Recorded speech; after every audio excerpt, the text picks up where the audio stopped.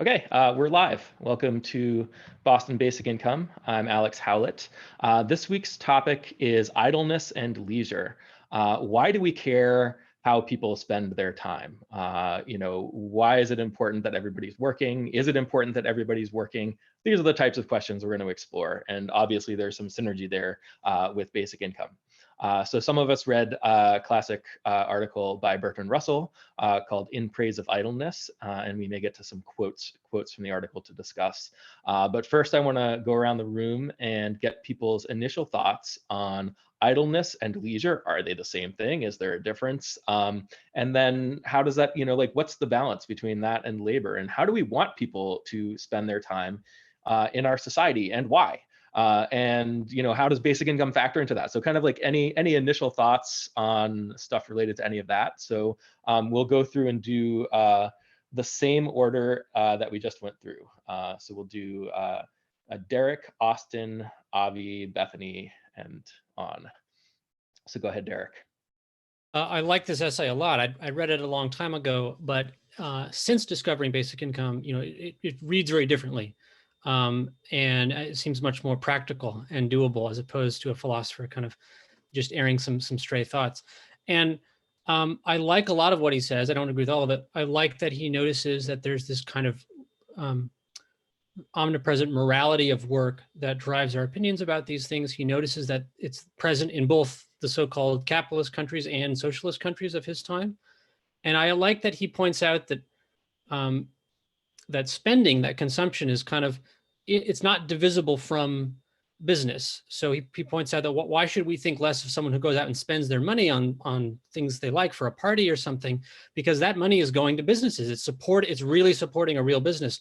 Whereas opposed to if we look on the production side, it's more of a gamble. Some businesses succeed, some fail. And if it's a failed venture, then it's just kind of a waste of resources. So why is it that we praise the producer, but we don't praise the consumer, right? He's noticing a kind of a contradiction there. So that's just first what jumped out at me, but I like the whole article. I'm looking forward to discussing it. Cool, great. We'll do Austin, then Avi. Hi guys, am I still on mute? No, I've got it. Okay. I basically share Derek's take on the article. I think it's what's great about it is it focuses on the sort of irrationality of the work fetish, if you will, that I think still dominates in society. It's a little bit, in some senses, I think it's more extreme now than before. In a broader sense, I think that there's an interesting saying I heard, which is, you've succeeded in life when you can't tell whether you're working or playing. And I think that that's really the key to the whole thing. There's a similar saying in the startup space, maximize the amount of work not done. And another one in maths, which is the best mathematician is the laziest. And this idea that laziness is unproductive, I think, is actually a wild oversimplification, because it's, it was a lazy person who said, hey, maybe we should stop chasing the animals through the forest and fence them all in one place, and then we won't have to go as far. So in a sense, laziness is the driver of all progress. And I think it's, this strict dichotomy between work and leisure is actually a bit of a misnomer.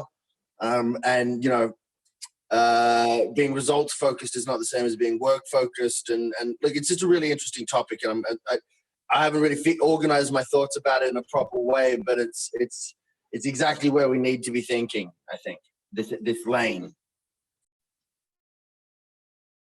Okay, great. We'll do Avi, Bethany, and then Elizabeth. So I didn't read the article, but I guess I'll just give my general thoughts on idleness and leisure. So I do think that leisure isn't looked down upon in this kind of like society, since it's just what we tend to do with our spare time. However, idleness, which is the act of not doing anything, is really frowned upon. And the biggest difference I can make of that is you can be productive with your leisure time. For example, me, when I have leisure time, I like to make quizzes on sport, or I like to play soccer. That's the act of actually going out and doing something. But then the act of idleness, which is doing nothing, is frowned upon because you're not supporting any businesses. You're not contributing or whatever to the economy. And I think that it's like a mix of like economical pressures where like in order to have like a really good productive capitalistic society, you need people to be like doing something constantly. And then you also have like societal pressures where social media is pressuring, you know, people to always have a perfect life and be doing X, Y, and Z. So yeah, this is just a really interesting topic that I'd love to hear everyone's opinions on. Good stuff. We'll do Bethany and then Elizabeth and then Fred. Okay, here's the moment I was waiting for before.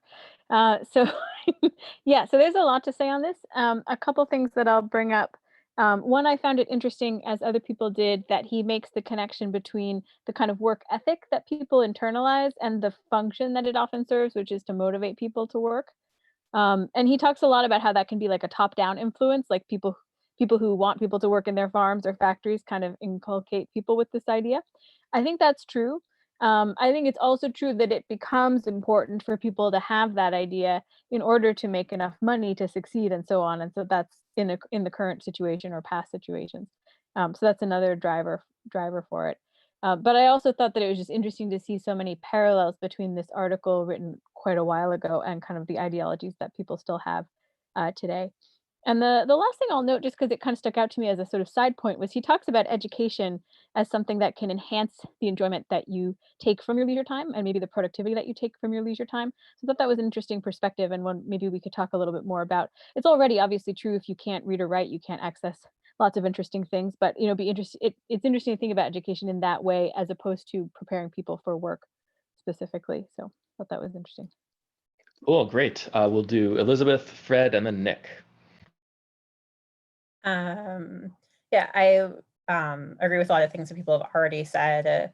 One thing I really appreciated was he doesn't do a lot, spend a lot of time on it, but his sort of highlighting the importance like of joy, that it's like, oh yeah, you know, we applaud like the baker because like he made bread and like that contributed, but like you go and buy bread and like the whole point is so that you can buy the bread and like have a delicious breakfast. And like that, because like it often gets lost in a lot of economic discussions where like, oh, we're producing things so that we'll be productive and not thinking about like, okay, but like why do people actually want these things? And so I appreciate that highlighting, like, yeah, people want to enjoy things, and that feels like that sort of then feeds back to a lot of the arguments like that you've made, Alex, about basic income, of like, yeah, you know, like the economy is for people, that like like we should be structuring things so that people can get the most of what they want out of things. And you know, and for some people that's going to be being really productive, whether it's, you know, creating art or baking bread or whatever. And for some people it's going to be like, great, I want to just like sit on my back porch and like watch the roses bloom. And like, as long as enough people are doing the work that makes the rest of the world run, like that's fine. We don't need to. He sort of has this idea of like, oh well, everyone should work 4 hours or whatever it is so that it's fair. But I feel like, well, okay, like as long as people are doing enough, like if I want to sit and just watch the roses bloom, as long as other people are like baking bread and painting houses, like I don't have to. It's only a problem if everybody is like, I would like to watch the roses bloom. And it's like, okay, but someone needs to make the bread so that you don't die. Yes, exactly. Let's go to Fred, Nick, and then Richard. Or actually, Fred is not here anymore. Let's go to Nick, and then Richard, and then Soraya. I hope I didn't offend Fred. I was just a big fan of following him throughout the. No, he's in a truck, so he's going to be in and out of reception. Of course. Yeah. Yeah. What I liked about the article was just the whole concept of just taking down the amount of time we work. I don't know if it needs to go all the way down to 15, but you know, kind of keep in mind that all of us working 40 hours a week and say commuting to downtown, all the people who say run like a lunch kiosk in the restaurants and clean up the offices, like a lot of that work is not as needed either. So it's just kind of a way of keeping things smoothly, especially since right now so few of us are going to work and the environment's starting to clean up because of it. So kind of like maybe we're the virus as well. But it's just, I think we're all kind of starting to realize that a lot of our work isn't quite as necessary, at least not as necessary to leave the house to do, as well as, you know, all those who are still having to go to work to stack the groceries on that are undervalued. So is kind of being able to differentiate what work is value and keep the level of bullshit jobs to a minimum is always something to strive for. Yeah, cool. All right, Richard, Soraya, and then Tommy. Well, our society is filled with tons of, well, worthless jobs, BS jobs that we don't really need. And we have our essential workers, if you will, they're just a small fraction of the population, and that they produce so much surplus in our society.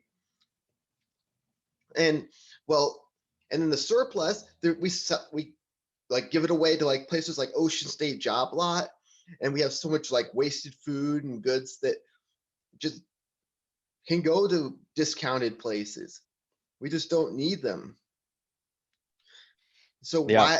why do we have all these people produce all these things that we don't need in the first place? It's a great question. Let's go to Soraya, Tommy, and then Ian. All right. Still not done with the article. I'm on section 3, but I'm listening to what everyone says. I like what you said, Austin, about like, you know, the laziness, because I'm like thinking, okay, yeah, it is like when something seems difficult that someone now has a chance to say, well, can't we make this easier? So that does lead to innovation. I understand that.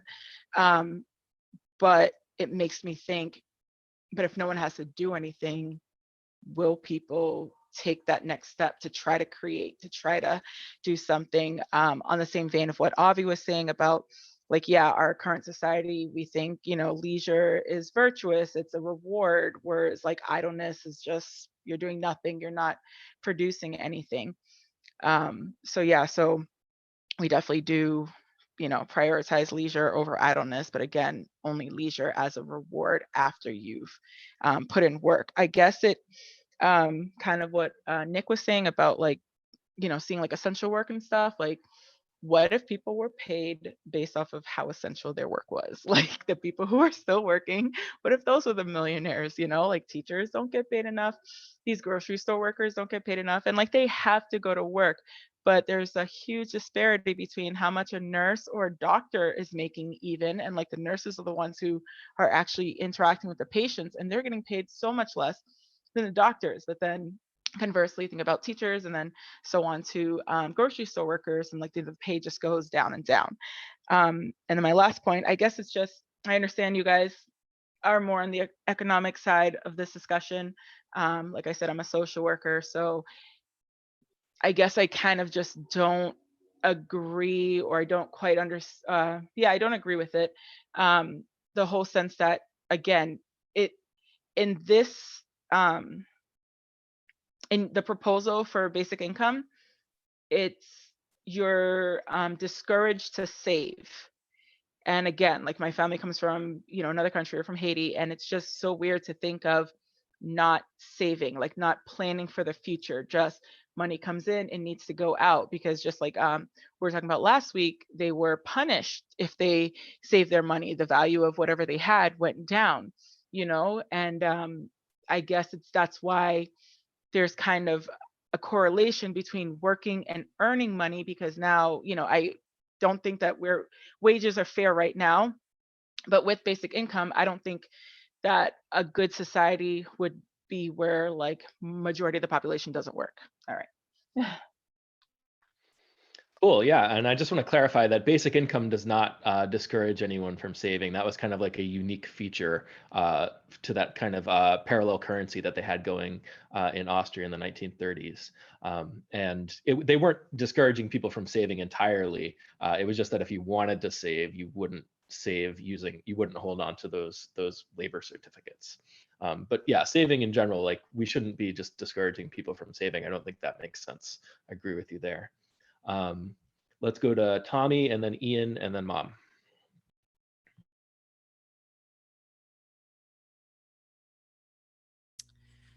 Let's see. Took a couple notes while people were talking because I didn't read the article. Idleness.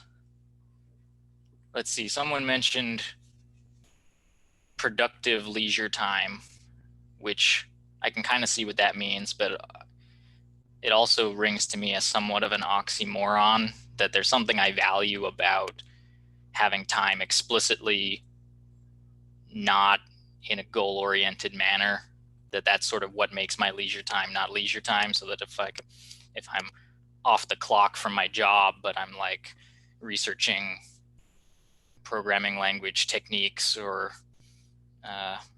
other difficult things that I'm doing that are kind of like enhancing my career potential or somehow otherwise tied into my productivity, then it doesn't seem as much like leisure time as compared with like when I go to the place I go to dance, where I go there and the DJ like reminds us every time that like, this is your dance, you can't do it wrong. It's like, oh yeah, that's what I'm looking for in my leisure time, is like, I can't do it wrong. There's no wrong here. It's only existing. So to me, that productive leisure time had somewhat of an oxymoron quality to it.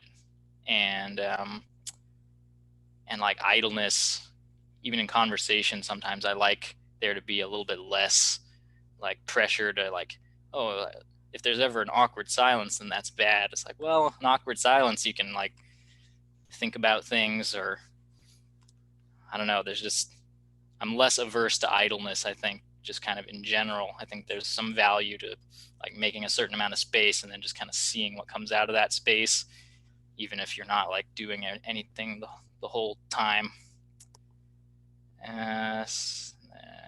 And I'd also like to see higher wages for people who do work. That was kind of the other note that I took. So ideally, I'd like to see a basic income increase wages for the people who do choose to work, but we'll have to see. Cool. Yeah, I think that's about it. Yeah. I guess an awkward silence on the live stream is dead air, so we want to avoid it here. But yeah, I get what you're saying. So we'll go to Ian, and then Mom, and then Steve. Yep. So I didn't read the article either, but I agree with a lot of what's been said. I think idleness. I think there's a component for some people with boredom in idleness, having nothing to do. I think, a lot of people can get bored. Whereas I think other people, when they're idle or have nothing to do, may not get bored and may just be able to think of things to occupy their mind or occupy their time. And leisure, I feel like, is kind of a desirable state to be in, doing something fun or relaxing, but still being active in some way.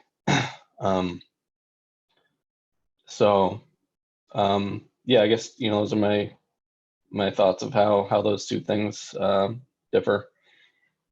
Okay, great. Mom, and then Steve.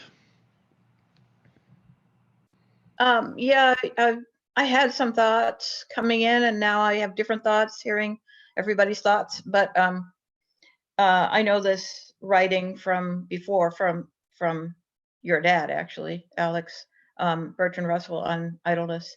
And I mean, this whole idea that idleness or leisure, I'll keep them together for the moment, thinking about how that came about, at least according to him, the historical explanation, and the aristocracy or the leisure class depending on others' work in order to achieve that state. So it was a desirable state to achieve.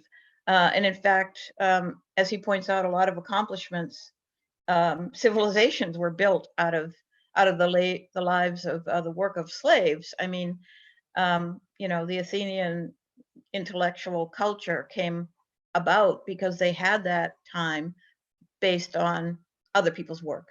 And I think that model has carried over, but it's not only that. I don't think he explored very much the religious aspect of it, the Puritanism involved in the idea of, what is it? Idle hands are a devil's workshop. I grew up in a Catholic family, and that was a saying, idle hands are the devil's workshop.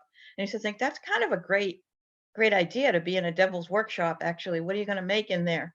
So there's that big religious component. Like you have to be a good person. In order to be a good person, you have to work, which is a weird idea, but we really have been imbued in that idea from a long time ago. But I think it's based on a reality that other people need us to work. They might not work, but they need us to work. But the other idea I'll say quickly is that because I'm a poet and I'm always interested in idleness, because that's where the imagination gets to play. And it's not I don't go into it thinking of what I'm going to do with it, but I know that it's a necessary state in order to do anything that I want to do with the imagination. And then one further thing, and I'll stop, is about Bethany's point about education. There's also, like I think Tommy was saying, there's also just the joy of dancing was an example that he had. And Bertrand Russell talks about peasant dances that have died out. But play comes about in the state of solitude and lack of somebody telling you what to do or having to do something. You do create things. That's where creativity happens. It comes about through the imagination. And when you're constantly channeling your mind in certain directions, the imagination doesn't get to play. So that's something I've always been interested in. And of course, I want a basic income because I write. And I think any writer and artist in our society needs it, or they can't get to where they want to be. Yeah, great. So we'll go to Steve, and then Marianne, if you have any initial thoughts on idleness and leisure, we can go to you after Steve. Go ahead, Steve. I thought the article was great. I think it's more true than ever. That's all. Okay. Marianne, do you have any initial thoughts? I definitely think that universal basic income is a great way to support the creative arts. I think that's all I can add. Okay, fantastic. And we have a couple comments on the live stream. So Matthew says, idleness is great if that's what you want and you can afford it. How do we know if you can afford it? If you have savings, the problem of low interest rates is that it destroyed the idea of saving. I propose raising interest rates to 8 to 10%. And if we have deflation, fill in the gap with basic income until people start saving it again. If there's too much savings and not enough production, lower the UBI and the interest rate. So that's an interesting thought. So a lot of people's comments were kind of like on the distinction between idleness and leisure. And an interesting question we can ask is, if you're looking at someone, how do you know the difference? How do you know, whether, or maybe idleness is one way in which you can spend your leisure time, and maybe there are productive ways in which you can spend your leisure time.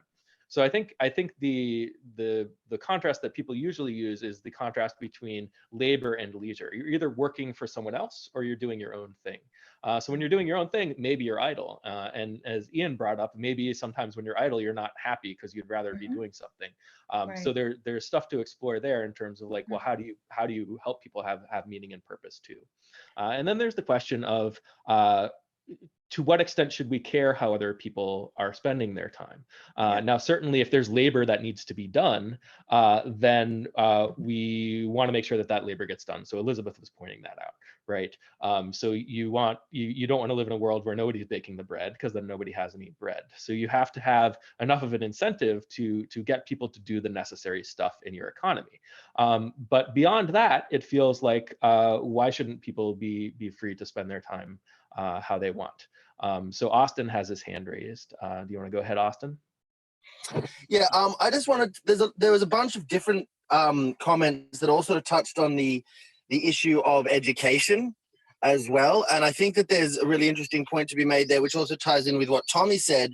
He was saying that the difference between, leisure, that you don't want to have a goal, or that this is it. He was saying that he's worried about people talking about productive leisure, because being productive implies having a goal. And that's actually what I think is the big mistake. The big mistake is to think that you have to have a goal to be productive.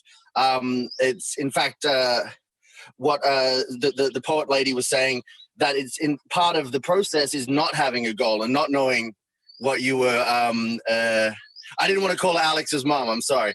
The part of the point is not having a goal. And I think there was another paper by Bertrand Russell. I think it was by him. It may have been by someone else, about when he was asked by a bunch of the military to come up with some. They were told, come up with some crazy ideas. Right? It was some high-ranking scientist was told, we want you and a bunch of other scientists to come up with a whole bunch of like really outside the box new ideas for technology that we can, that'll give us a real, edge on the competition. And he was like, well, you can't like on cue come up with crazy ideas. He said the best thing you could do is get a bunch of scientists and philosophers and people and technologists together to like and have them all get drunk and have a a bit of a party. But obviously we can't do that on the government dime, right? Well, maybe we could, but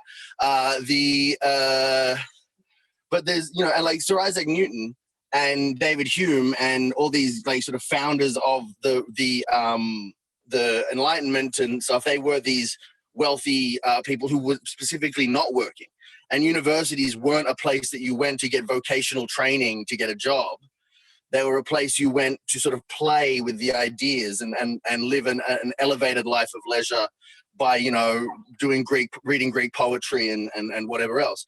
And it's out of that undirected, truly free thinking that the most valuable and powerful ideas can come. If you're trapped on like on a hamster wheel trying to figure out how do I increase my widget output by 15% in the next 3 months, you're not going to invent the Renaissance, right? You're not going to do something that's really groundbreaking. The really groundbreaking stuff comes specifically out of undirected thinking and undirected leisure time, and that kind of free, depressurized. It's like they want to do new manufacturing in zero gravity, because there's all these things you can probably do in zero gravity with manufacturing that you can't do on the gravity of Earth. It's like that. We want to give some people some time in zero gravity and just see what happens. Yeah, I like that. And then the idea that we kind of assume that you can tell when someone's being productive, that you can look at them and say, oh, this person's spending their time in a productive way and they have a productive goal or something like that. And I think it's true that most or a lot of the important innovations of humanity have come from effort that nobody would have ever thought to pay for, or nobody would have ever thought was worth paying for until after you saw the result of it. And maybe the people doing it wouldn't have even described it as something that was potentially productive, but it ended up, inspiration and innovation comes from unexpected places. Let's go to Soraya. All right, thank you. Okay, a couple things I'm done with the article now, but a couple of things popped in my head. So one, just thinking about the way like our current society is, like I'm 1000% for UBI. I just don't think that I don't think that our society is ready to have all of this idle time or all of this free time. I'm thinking about mental health. I'm thinking about physical health. We already are in a society of, type 2 diabetes, a lot of overweight people, a lot of fast food and stuff. And it's just like, all right, now, people are going to be like, oh my gosh, yes, I don't have to work and I have this much money, but this much money is going to still be able to afford me McDonald's versus Whole Foods. Like, you know what I mean? It's like, whatever. So now it's like, all right, what type of jobs will be available for those people who are either like, uneducated or like just live, somewhere rural that can't access, whatever other job to get whatever. Because I mean, we had talked about, like, this is the first week, about like currently cities are overpopulated because jobs are centralized, like, in these big cities. So many people move to those big cities. But now when that person's like, oh, relief, okay, let me move out to the country. But now they're living off of just this. And now just this doesn't afford them access to higher quality things. Second point is I'm thinking about kids. Again, I'm a social worker. And it's like, okay, so now our current society, I just remember I used to be a camp counselor. We had to have every minute planned of activity for these kids. And I had teenagers, and literally when we had 10 minutes of unplanned time, what are we going to do? What are we going to do? What are we going to do next? What are we going to do? They can't sit still. Like, you know, our current, and again, that's our current society. So it's going to be like real hard to move to that model. Yeah, I understand in the article they did talk about like educating people to use their time to understand how to use their leisure time more productively. But then are we saying that people are supposed to use their time productively, or are they supposed to just be able to do whatever they want? I get what they're like Joan, what you said, like how they were talking about dance and like going to the cinemas. People are now like passive participants. So maybe it'll lead to them being more active participants. Now there's discussions after, oh my gosh. Now there's like discussions after books and discussions after movies, like thought-provoking things or whatever. But then again, with children, I'm like, is this going to lead to like more crime? Is it going to lead to like children being like less supervised? You know, again, if you're that family already who's living off of this much and the parents don't want to work because of stress or mental health or whatever, now when that kid can't afford an Xbox, a Nintendo Switch, new sneakers, what are they going to do to try to go, you know, get those other things? So it just like, you know, yes, I'm all for universal basic income, but I don't think our current society is ready to go to UBI and you don't have to work. Yeah, I think you're bringing up a lot of important points, and Marianne has a comment in the chat, which is that she thinks we need to combine UBI with assistance for people to discover meaningful life. And you're right that, you know, like, yeah, go ahead, Marianne. I think we need to help people discover in themselves what it is that, or what their special skills and talents are, and how they can use those to either build something better for society or to support the people around them. I think not necessarily having a goal, but discovering a way that you can work to help others is another way of finding a meaningful life, and we need to help people break away from the selfish mindset that so many people seem to be stuck in at the moment. On that treadmill of trying to earn more money so I can buy the next iPhone or whatever it is. We need to break away. Yeah, I think that's a really good point. And I think it's true that because we have this work ethic that's ingrained in our psychology, if you take that away, if you take that structure away, kind of what Soraya was getting at, then, you know, people are maybe going to be unhappy. And that's something we need to pay attention to. But it doesn't change the fact that maybe the reason why we instilled the work ethic in the first place is maybe something that's not necessary anymore, and something to move on from, because we have other incentives to get people to do work. We can pay them, right? We don't have to guilt them or something like that. Let's go to, or actually, in terms of Soraya's point, about moving out to the country, and people moving out to the country and being poor, I think it's important to keep in mind that people aren't going to move, generally speaking, unless it makes them better off to do so. So maybe their situation is still not going to be ideal, but if they have the basic income, it gives them the freedom to find a situation that's more closer to what would be ideal than it would be if they didn't have the basic income. And obviously, the higher the basic income is, the more true that is. So you know, you wouldn't want to keep people arbitrarily poor, I suppose, is kind of the point. So let's go to Avi. So this is just going back to the point of someone bringing up, I think it was Austin, about like leisure time and innovation. So I would actually argue that having like a grant system would probably be more, I guess, yield more results in terms of like net innovation released. And you can see this a lot with, for example, how the US government dishes out grants for like SpaceX and like other companies in order to make like a shuttle to go to the moon or something. And like UBI is nice for like, you know, the like having like a good state of mind to have people relax and stuff. But when it comes to like innovation, a lot of these ideas require like lots of money and lots of coordination that won't really come over like, you know, just drinking with buddies or something like that. So I definitely do, I'm a big proponent of like having a grant system and like increasing NIH grants and all that stuff. Yeah, I think that's a really good point.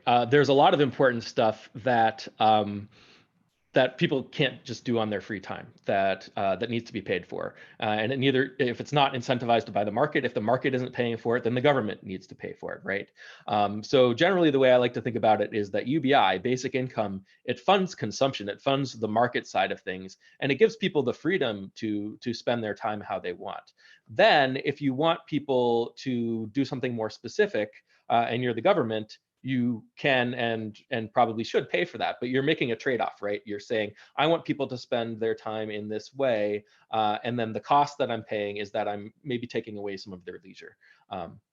So there's always trade-offs. So we probably wouldn't want to end up in a situation where the government is arbitrarily paying people to do things and trying to think of things to pay people to do, because then you're not kind of honoring the fact that the leisure is already something that's beneficial to the people, and to sacrifice the leisure and to sacrifice the freedom, you would want to justify that. Like, what's the benefit that we think is going to outweigh what you lose by taking that stuff away from people?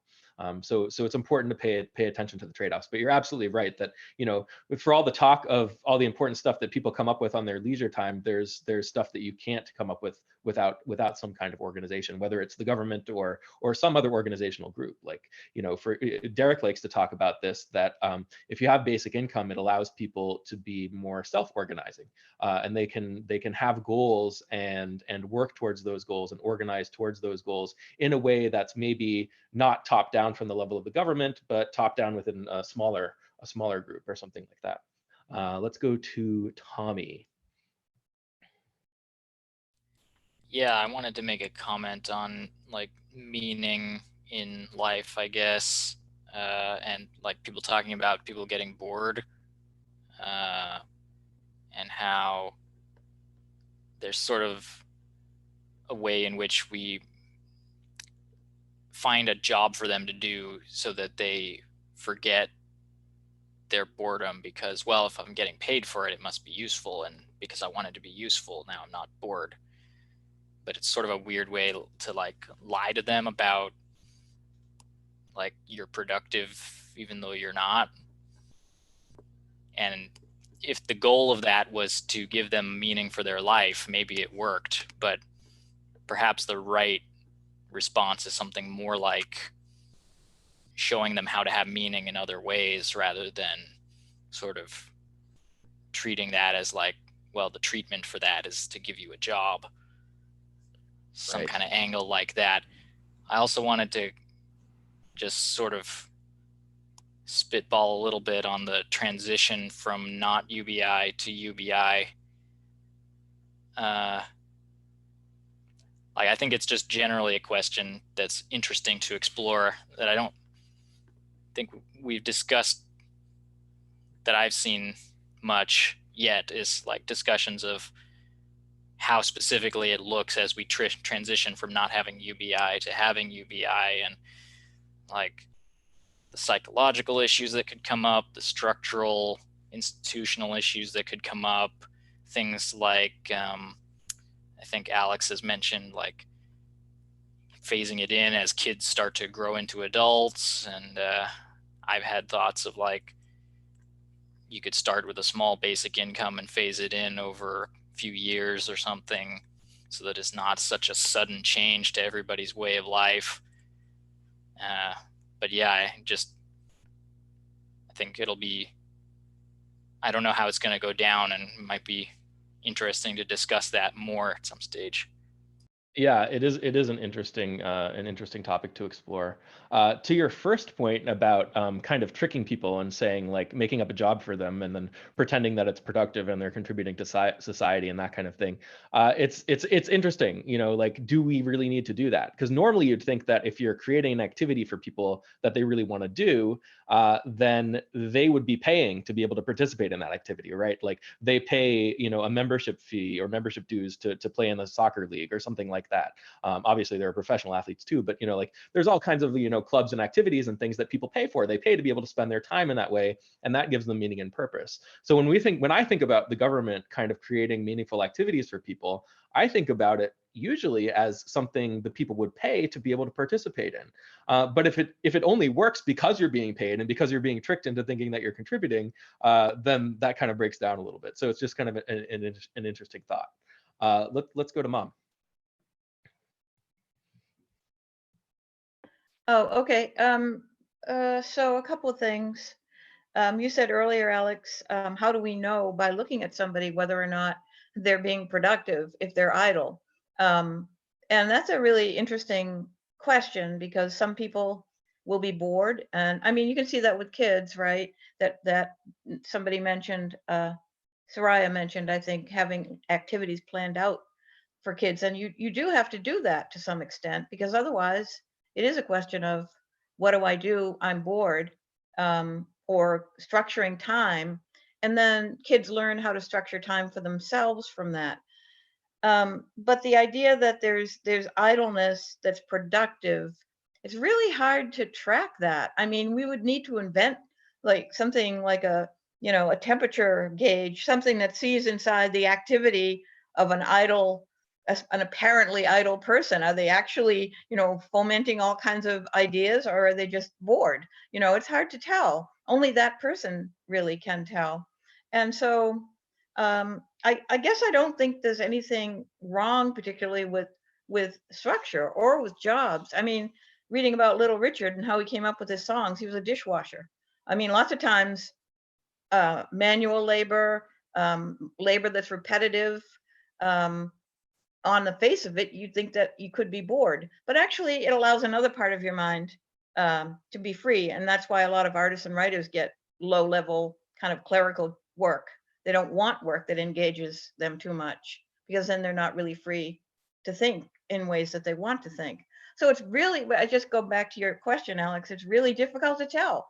Only that person can tell whether or not they're engaged enough in their idle time. And it does require thinking about like mental health issues, people who can't deal with it, can't deal with that kind of time, people who, might turn to crime, all the things that, unhealthy things that exist would be amplified.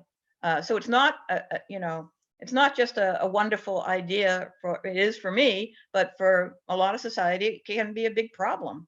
What do you do with a whole population that doesn't know what to do with themselves and engages in unhealthy stuff? Yeah, it's a good point, and that's going to be a problem that we would have to address. We'd have to put resources into that. We don't want to just like leave people hanging, right? Right.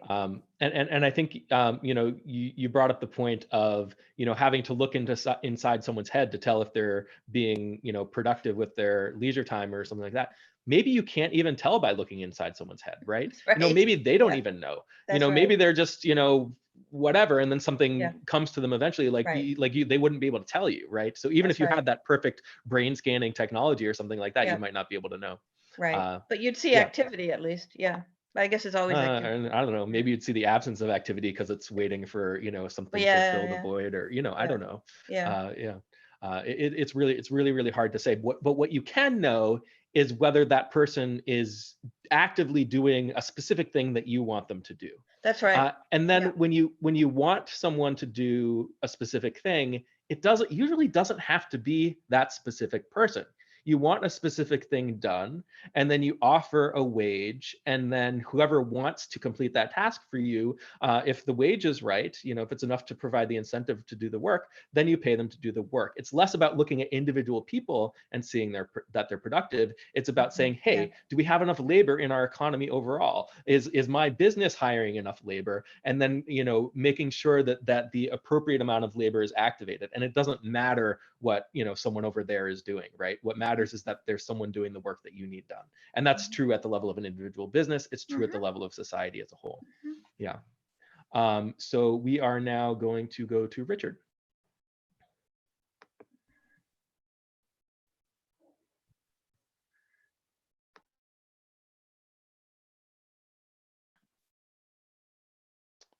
Richard, you there? You're still muted.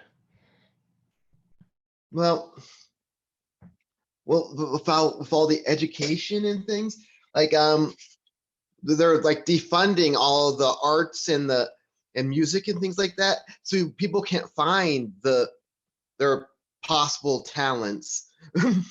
So because those things are not considered useful, and they're not, we can't use those to be a dishwasher or to be a rocket scientist or something. But if they study the arts, then they might see, oh, this is a possible design for a rocket or some blasted thing like that. And if they have time to watch movies and read books and things, the science fiction, then a rocket scientist might be inspired by that to create some sort of new propulsion system or something. And then if people don't have time, that like there's this experiment where rats had a choice between drug-induced water or a regular water, but they have toys spread all about in that area. And the rats with the drug-induced water had nothing to do. They went and had all the drugs. But if they had all the toys, then they were more than happy to have all the regular water they can have. Yeah. And then there's the things. Oh, and Yeah, then go there's ahead. things like the $625,000 for a MacArthur Genius Grant that have literally no strings attached. They can do whatever they want with the money. That's sort of like a basic income over 5 years or whatever it is. They can do whatever they want with that money. Yeah, it's a great point. And then, you know, kind of what is the human potential if everybody has that kind of freedom? Because it's like not all geniuses are getting these grants. And the reality is that most humans are geniuses on some level. You know, their minds can do amazing things. And if you want to employ people in labor, you know, that's important if you really need the product of that labor. But you're taking something away from people. You know, potentially, if they're not, you know, kind of worn down by the system and just depressed if they don't have you telling them, you know, what to do. But, you know, the same arguments, of course, were made during the abolition of slavery, right? Like the pro-slavery people were saying, you can't free the slaves because they won't know what to do with themselves. They, you know, like this is their life. And you know what? They weren't wrong. You know, a lot of them didn't know what to do with themselves afterwards, and they ended up as sharecroppers in essentially the same role that they had before. But you know what else? We didn't provide them the resources to really explore their full potential. So there's kind of a lot of factors there. And you know, we can look at it in a similar way today with you know, employing people and then giving people freedom from that employment potentially. So we have a comment on the live stream from Henry. He says, we don't need to make things up. There is plenty of work to be done that is not valued by for-profit enterprises, and therefore there's no jobs for that work. So I think that's true to some extent. I think there's a lot of important work that's not being done, that's not being incentivized by the market, that we need the government to pay for. That's absolutely true. You know, and the government should pay for that. But you know, we don't want to, you know, kind of go too far and say and create conditions in which everybody needs a job and then start coming up with jobs for people to do for that purpose. As soon as you're creating jobs for you know, to push money to consumers or to benefit the worker in some other way, you're not creating those jobs because there's work that needs doing. So you could imagine a scenario in which the government is employing all the people it needs to employ for all the really valid stuff that needs to get done that isn't getting done. And similar on the market side of things, the market is hiring all the labor that it needs. Then if you try to create jobs beyond that, now you're creating make work, either in, you know, public sector make work or private sector make work, because we're using economic policies to stimulate borrowing and create employment and that kind of stuff. So all of these things can be true at the same time. And I think it's important to recognize that, because sometimes people worry that if you're arguing that you know, we should give people basic income because we don't need them to work, maybe you're ignoring the fact that there's a lot of important work that needs doing.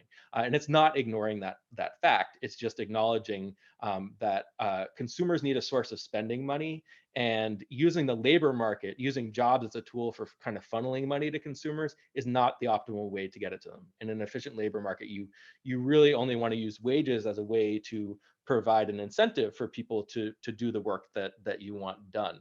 And you wouldn't want the wages to be anything else than the amount of money that gets the people to do the thing, or gets some people to do the thing. So that was a good comment, and it's something that comes up a lot in these types of discussions. So let's go to Steve. You've had your hand up for a little while. Yeah, I'm going to argue that laziness is contrary to human nature. That babies and toddlers are very, very busy, constantly curious, constantly energetic, experimenting and trying to eat everything. And they're working as hard as they possibly can. A baby would rather crawl across the ground than chill out like a normal person. So that I take to be human nature. And anybody who is working on their passion will work on it relentlessly, constantly, obsessively. But I think that once a young person goes to traditional school and other sort of coercive forms of work, they start to get the idea that what they really want is to just not work. What they really want, their greatest dream is to become a couch potato. And so they try to be a couch potato as much as they can, and they've sort of lost any interest in self-motivation. And certainly it seems crazy to them now to use their couch potato time to generate their own work. So they don't. And that's sort of where, where we all, in this society, where we all get stuck. That's it. Yeah, I mean, I think that's basically right, that it's human nature to be engaged and active and curious and productive and all of those things, and people kind of get broken down by the system. So that doesn't change the fact, of course, that everybody out there is broken down by the system right now, and we kind of want to have measures in place to help them adapt to the new way of doing things. But once we're kind of over that hump, then kind of the new state of the world in which everyone's kind of born into a basic income world where they have a lot more freedom, that sounds fantastic. And it's a matter of like, how do we manage that transition for the people who are used to the old way of doing things? Bethany, go ahead. Yeah, actually good timing on my comment, because I had some similar thoughts, which is just that I think if people, if society has time to adapt, and you see this in, like he mentions in the article, a lot the leisure classes of other times where they didn't expect to do the same kind of work. And maybe they weren't always productive, but they weren't necessarily like lost or turning to harming themselves because they didn't know what to do. And that's partly because they learn in things to do, but it's also partly because the culture evolves such that there are like lots of things to do, which I think to a large extent we actually have now. There are lots of things you can go out and do, but it would become more culturally common, and so I think that would make a really big difference.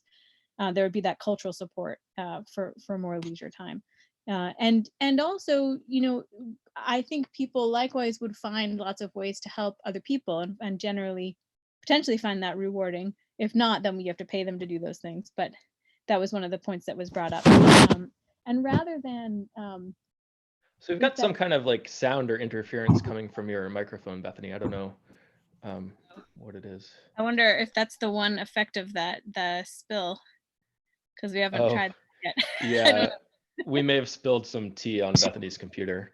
Yeah, it's fine most of the time. It sounds like a little bit of a brushing or a scraping like every few. Oh, I just lifted it off the pillow. So is that better? Maybe like that? Yeah, it sounds fine now. Yeah. So the other thing that touches on this is people were talking about, like, do you have to create a fake job and then pay people so that they think they're useful?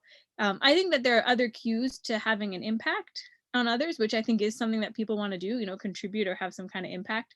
But I think there are other ways to empower people to do it, if we even find that people need more empowering.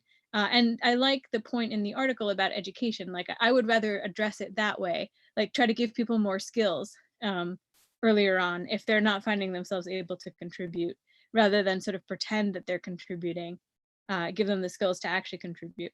But my suspicion, and maybe I'm just overly optimistic, is that people already have a lot of skills, even with having spent a lot of their time working towards a job that they could use to help other people, and that a lot of them would already be able to do that given the time and given some resources and things like that. So I don't know, few thoughts on those points. Yeah, I think that's right. And I think the default contribution, of course, is taking care of yourself. If you can't do that, then we have a problem. That's like the bare minimum. And then there's, then we provide incentives for people to contribute to greater society. And some of those incentives are baked into our psychology, or they're baked into our culture because we, had to evolve to be this way in order to not die out, that kind of thing, which is kind of the stuff that you work on, Bethany. But yeah, I mean, like, yeah, that's exactly right. And so let's parenting, go I mean, we talk about parenting Yeah. sometimes, but it makes a big influence on the next generation. Their parents have more time for them and resources. Yeah.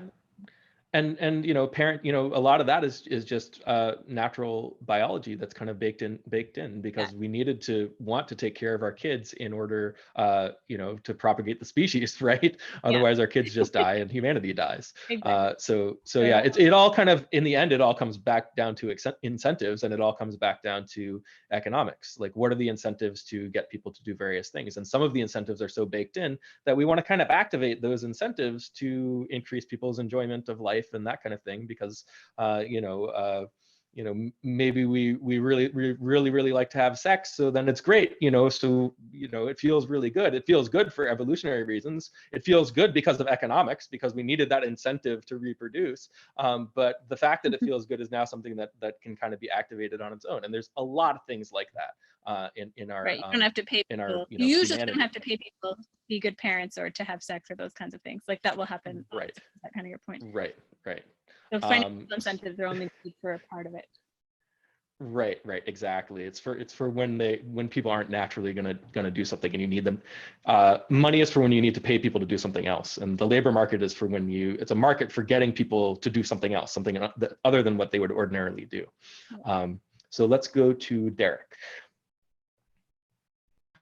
I wanted to respond to some of what's been said earlier. There's one way of justifying giving people more leisure time is to point out the kind of productive things they could be doing with their time that are not profitable, right? They're not part of the labor market. And that's very true. I really believe that. And I think a lot of people will be productive with their leisure time. Like Steve pointed out, busyness and productivity is kind of built into people. It's what we do. But totally separate from that, I mean, I guess I'd like to go out on a limb and argue for idleness for its own sake to a certain extent.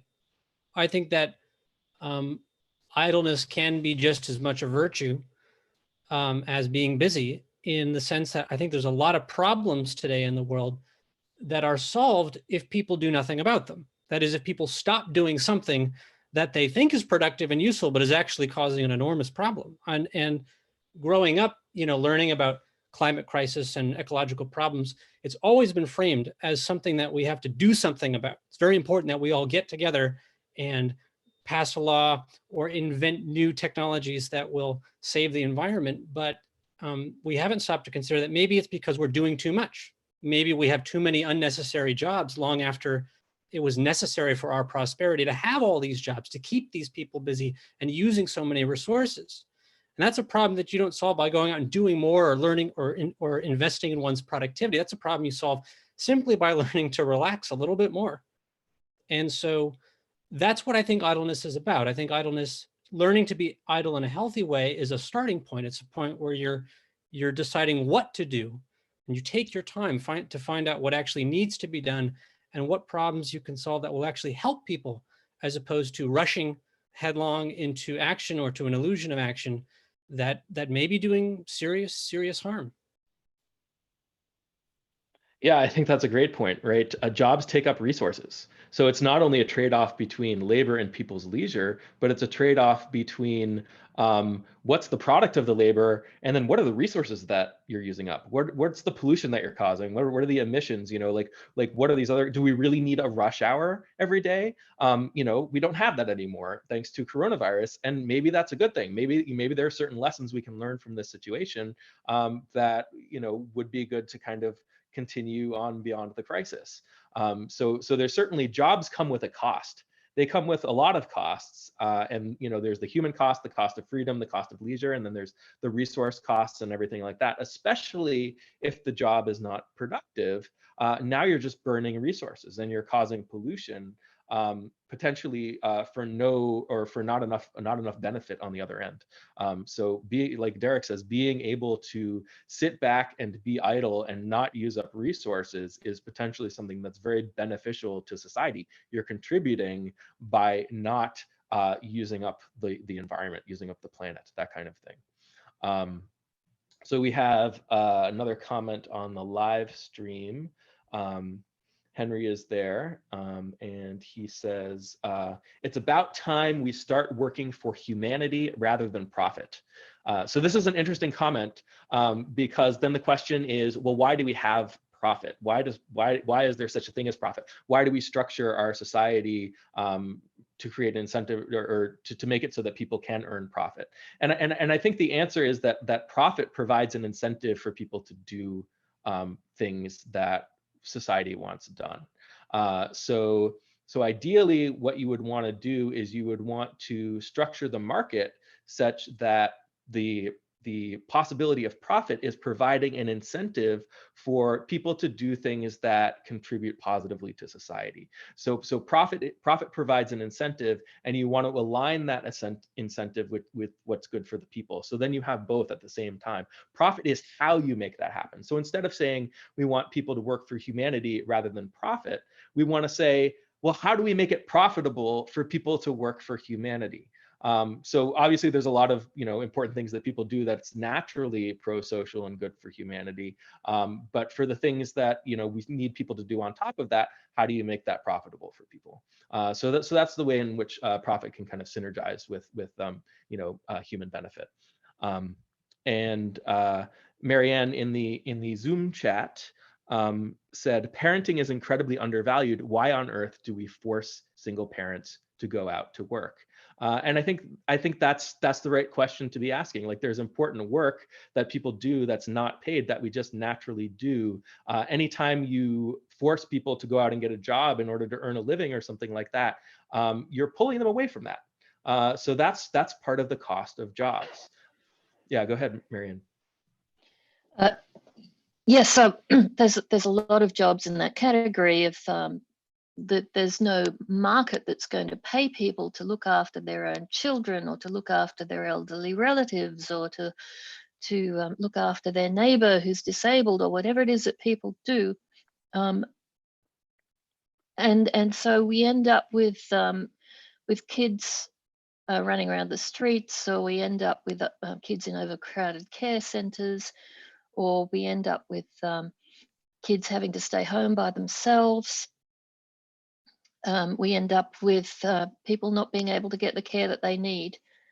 So the universal basic income solves a lot of problems by freeing people to take on those caring roles, which and it would recognize the value of the work that's being done in them. Yeah, or even just recognize that humans existing in their natural state doing what they want to do is inherently valuable, right? And then they'll choose to do things like take care of their families and all of that. You're giving them money to allow them to be human, and you only want to pull them away from that if it's really necessary, to the extent that it's necessary. So yeah, these are great comments. So I know a bunch of people have your hands raised. I do want to get to you, but I want to get to a quote from the article, because we didn't get to any quotes from the article last week. So here we go. I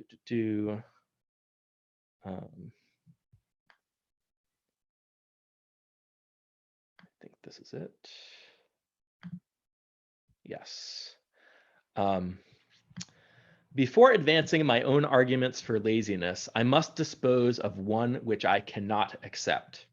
Whenever a person who already has enough to live on proposes to engage in some everyday kind of job, such as school teaching or typing, he or she is told that such conduct takes the bread out of other people's mouths and is therefore wicked.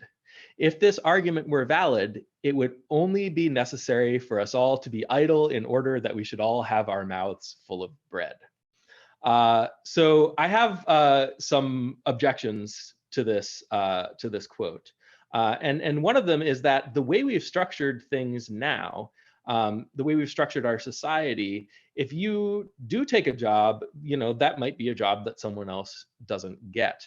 Now, if we're behind the scenes creating as many jobs as people need, then maybe not so much. But it's sort of like, it makes sense that people would have this mindset if everyone's depending on a job. If a job isn't something that that you're kind of forced to do, or incentivized to do, but a job is something that you desperately need because you need the money, then we're thinking of a job less as kind of an input to the economic machine and more as a product that workers get out of the economy, because they get the money. That's the way they get their money. So they need access to this product. The economy is producing jobs for people. So I think this psychology of saying I shouldn't work if I'm going to take a job away from someone else. You can kind of understand where that's coming from, given how we've structured our economy. So I just wanted to share that quote with you guys. Okay, now we've got a lot of people with their hands up. I'll call on people, and if you have something to say based on the discussion before, that's fine. Or if you have a comment on the quote, that's great too. So let's go to Austin first. Hey, I had like one comment when I first put my hand up, but it's multiplied while in the meantime, because there's so many things. Great. So first thing I want to say, I put this in the chat, is we should do more than one talk on this topic, because this is a really rich vein that we should like delve into more.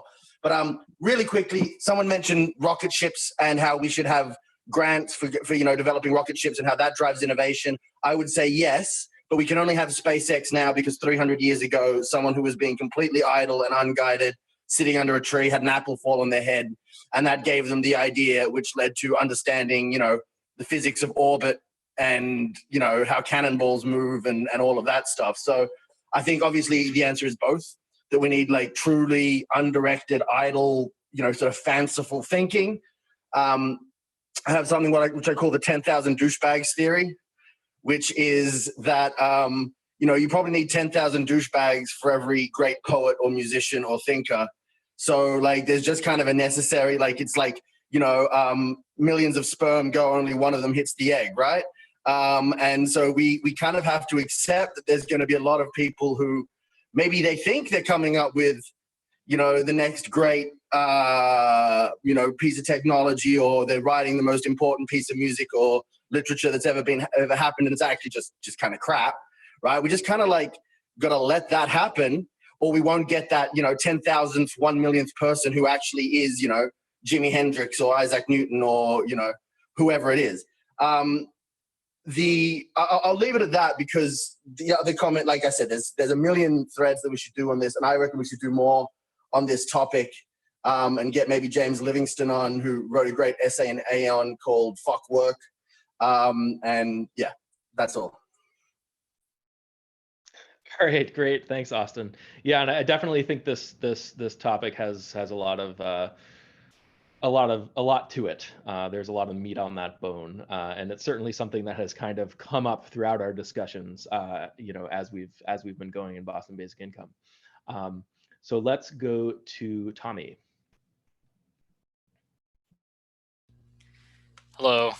Yeah, I was making this note quite a long time ago now, I think. We were talking about figuring out who's bored and who's not, and like I just had vaguely the instinct that we should probably talk to people to find out if they're bored or not bored. And then if they're bored, we could be like, oh, maybe here's some stuff you could do. And if they're not bored, then we can just like leave them alone.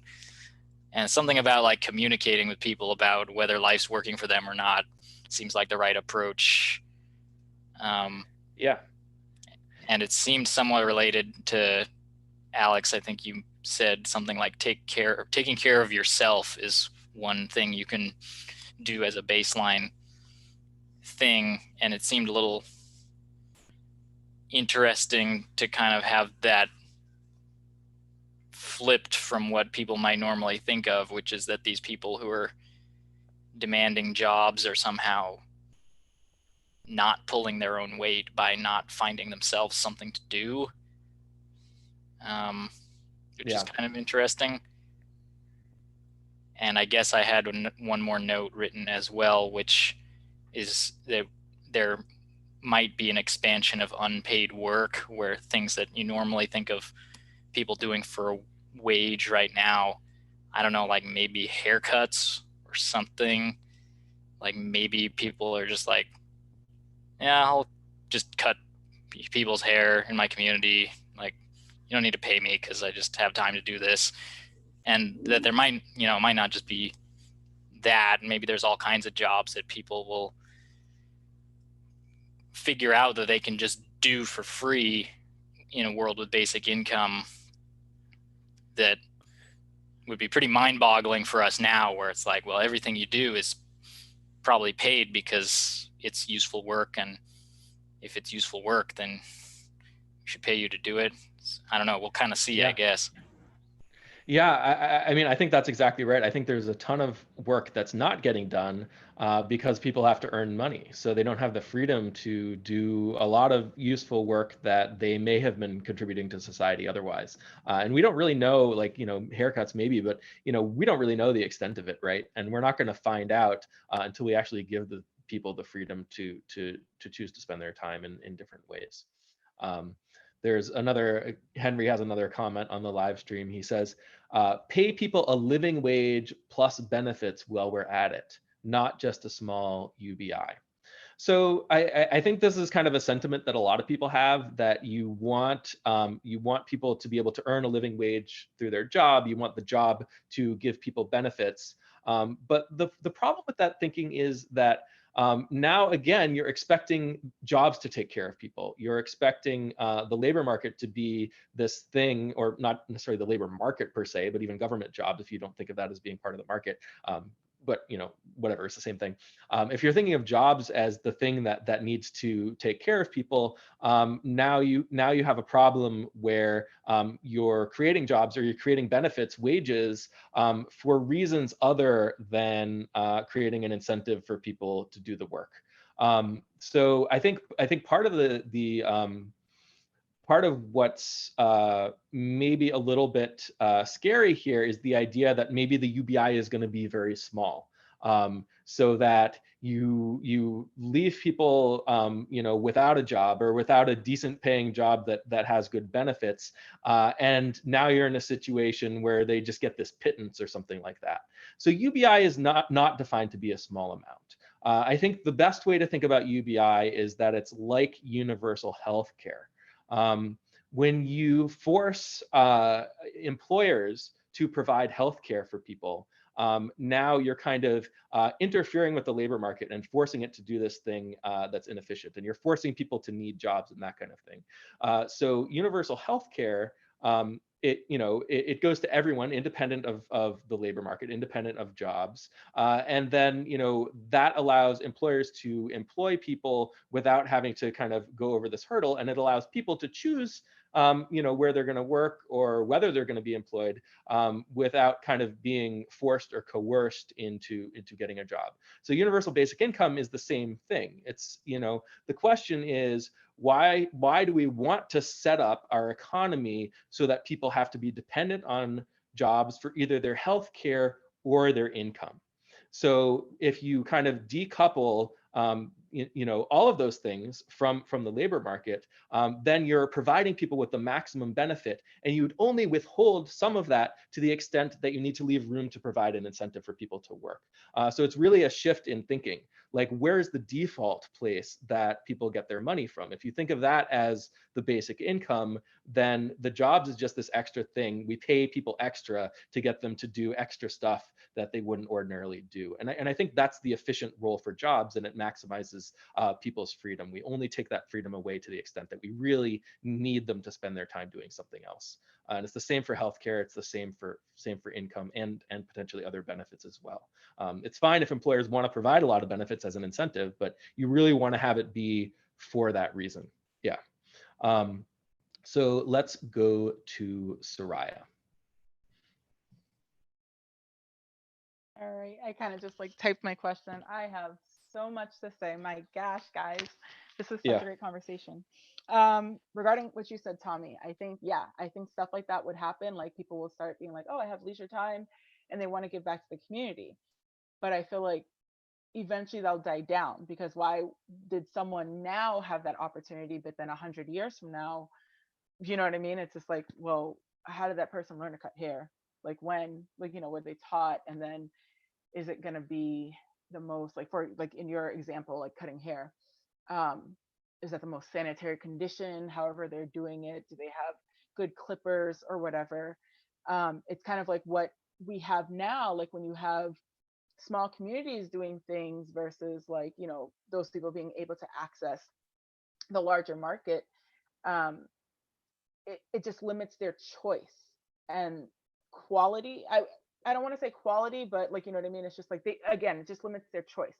It limits access. That's like my biggest thing with, I understand UBI is not in a vacuum. I understand that there would still have to be benefits. I think what that person was saying, the person from the online, didn't mean like, don't give benefits. I think they said, and we need to have universal health care, and we need to have access to public education.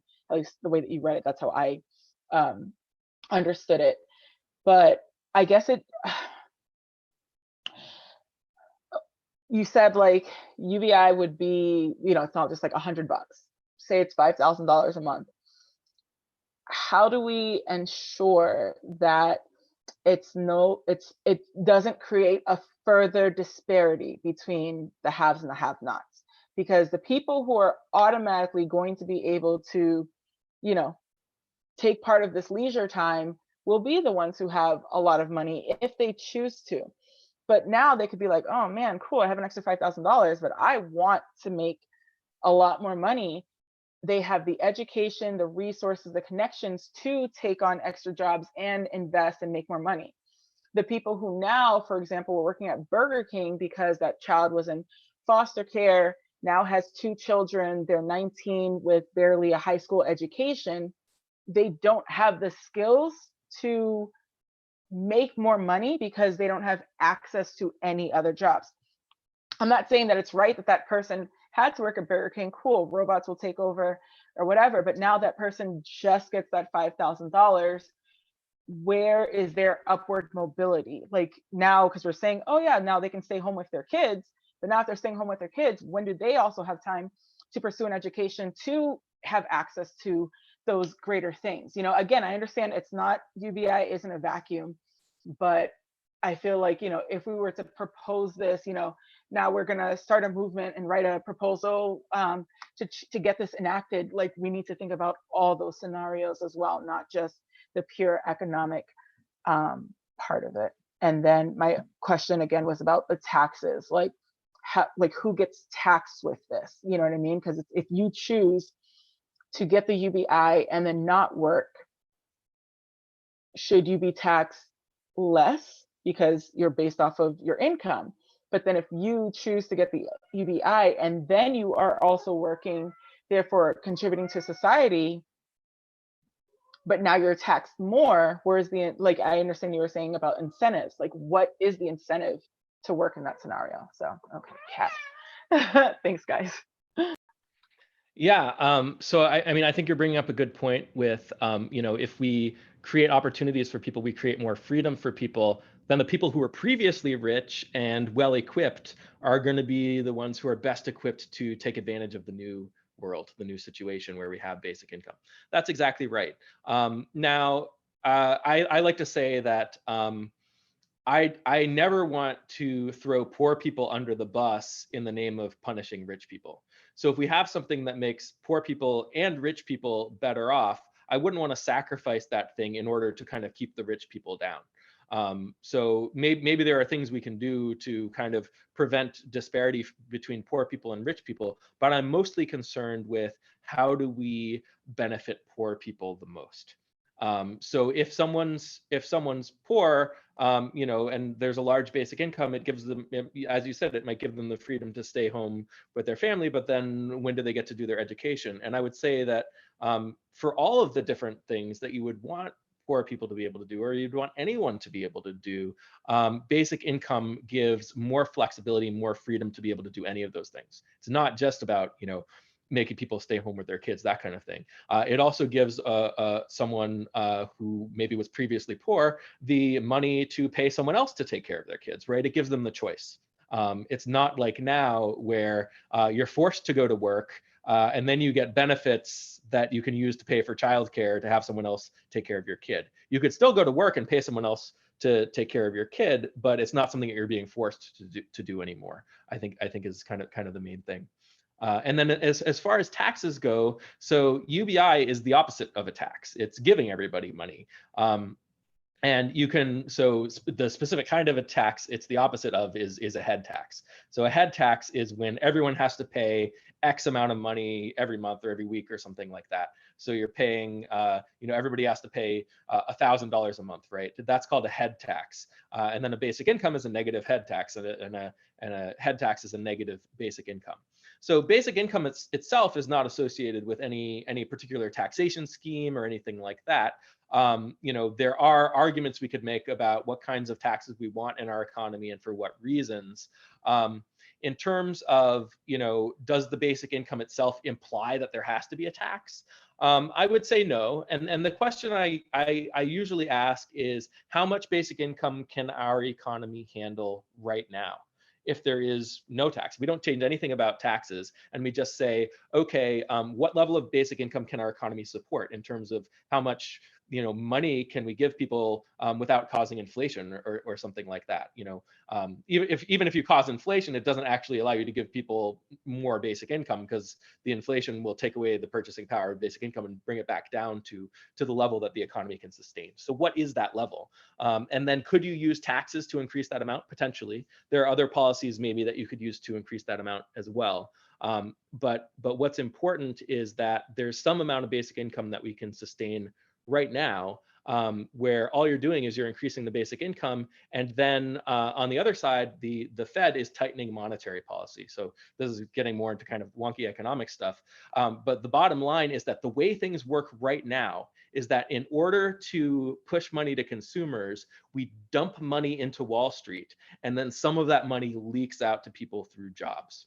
So if we have a basic income where we're funding consumers directly, where we're giving people money directly, we need less of that. So we don't have to have Wall Street be so big. We're not going to have these asset bubbles like we saw in 2008 that eventually collapse in on themselves, because that's all a consequence of the fact that we're compensating for the fact that we don't have an efficient mechanism to get money into people's hands so they can buy things, right? So it's kind of all connected, right? It's kind of, basic income is kind of this fundamental piece of economic infrastructure that we happen to be missing.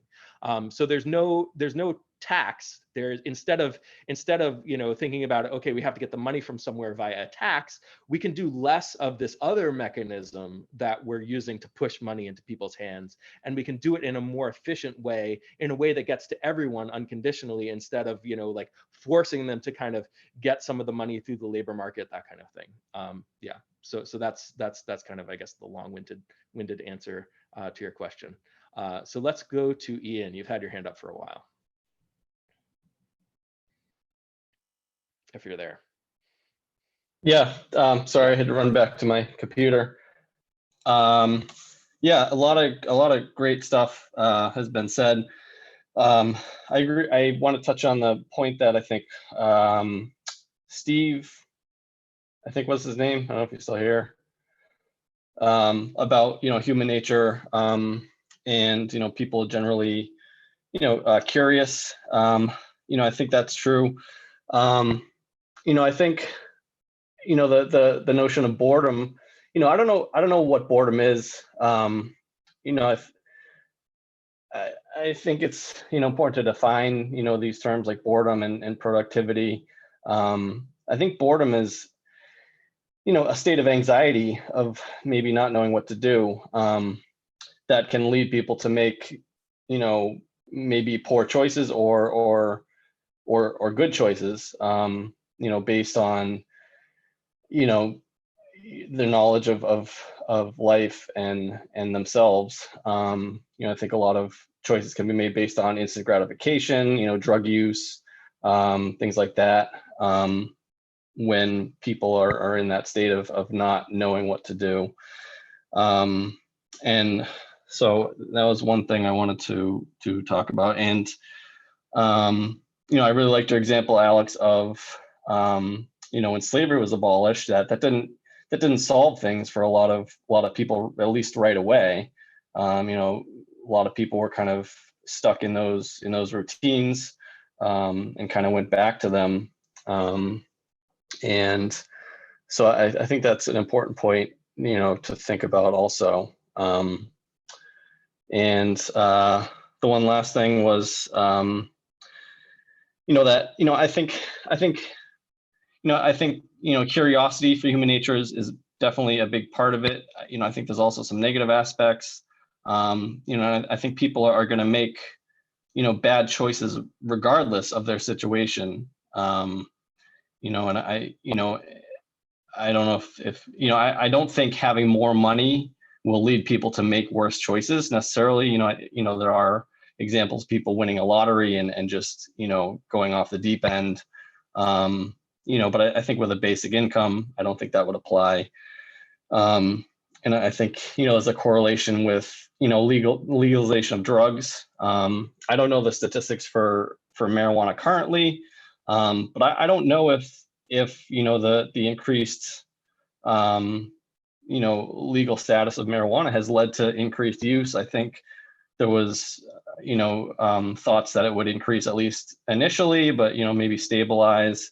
I know, you know, in other countries that have legalized all drugs, there's been some very huge benefits in terms of rates of addiction and other, you know, positive outcomes from, you know, legalizing all drugs, like in Portugal, for instance. And I think that's, you know, somewhat related to, you know, people's ability to make choices, I guess. So yeah, that was what I was thinking about. Yeah, I think that's right. And there's always going to be people who are making choices that harm themselves or others, and that's something that needs to be addressed.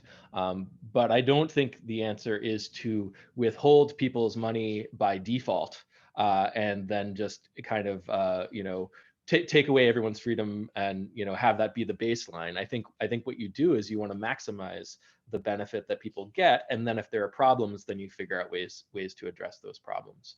But it's certainly, you know, a real thing that we need to be concerned with. So let's go to Richard. Well, in the article, he mentions movies and how people are complaining about how people will be led down the wrong path because of movies. Well, the modern equivalent would be like video games, and how people feel, oh, they're going to be violent because they're inspired by the video games. Or maybe, let's see, say like pornography and how they're going to objectify women because of it or something. Or let's see, what's another thing I wrote?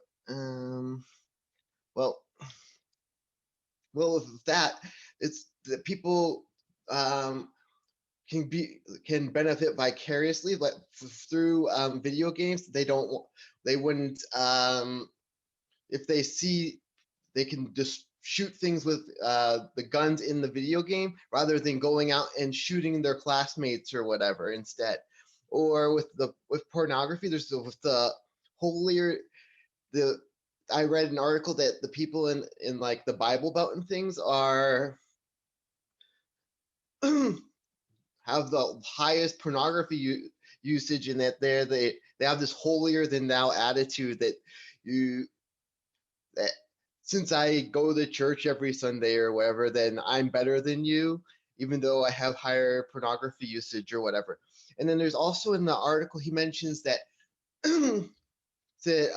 what was it, that movies are bad, so but working as a set designer or clothing designer for the movie is a good thing.